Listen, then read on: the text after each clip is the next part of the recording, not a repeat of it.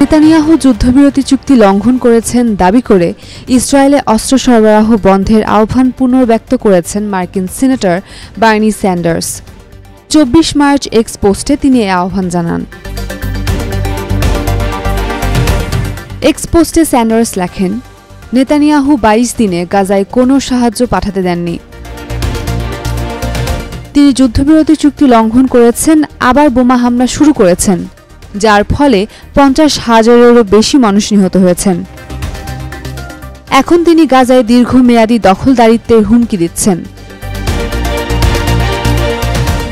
মার্কিন সিনেটর লেখেন, নেতানিয়াহুর যুদ্ধযন্ত্রকে আর কোনো সামরিক সহায়তা নয়।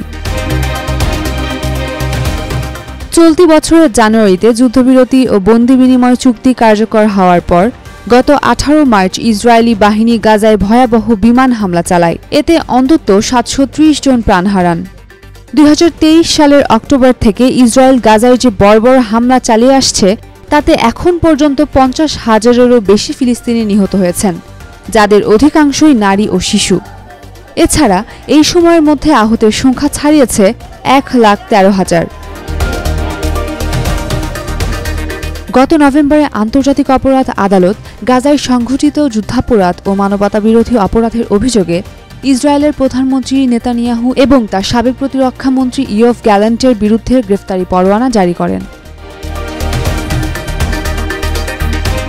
এর মধ্যেই ফাঁস হয়েছে ইসরায়েলের ভয়ঙ্কর এক পরিকল্পনা। তারা পুরো গাজা উপত্যকার দখল নিতে চায়। এজন্য চালানো হবে পূর্ণাঙ্গ স্থল অভিযান, বেরিয়েছে এমন তথ্য। গাজা থেকে সব ফিলিস্তিনিকে অন্যত্র সরিয়ে নিতে ইসরায়েলের পার্লামেন্ট একটি প্রস্তাবে অনুমোদনও দিয়েছেন। ইসরায়েলের সামরিক বাহিনীর একটি ক্লাসিফাইড পরিকল্পনার বরাত দিয়ে টাইমস অফ ইসরায়েল জানায়, চলতি সপ্তাহে ওয়াশিংটন ডিসি সফর করবেন ইসরায়েলের কৌশলগত বিষয়াদি সম্পর্কিত মন্ত্রী রন ডেরমার। সেখানে তিনি ঊর্ধ্বতন মার্কিন কর্মকর্তাদের সঙ্গে পুরো গাজা উপত্যকার দখল নেওয়ার বিষয়ে আলোচনা করবে। পরিকল্পনা অনুযায়ী এখন যেভাবে ত্রাণ গাজার বাসিন্দাদের কাছে পৌঁছাচ্ছে, সেভাবে এটি সরবরাহ করা হবে না। ফিলিস্তিনিদের কাছে ত্রাণ পৌঁছে দেবে ইসরায়েলের প্রতিরক্ষা বাহিনী IDF।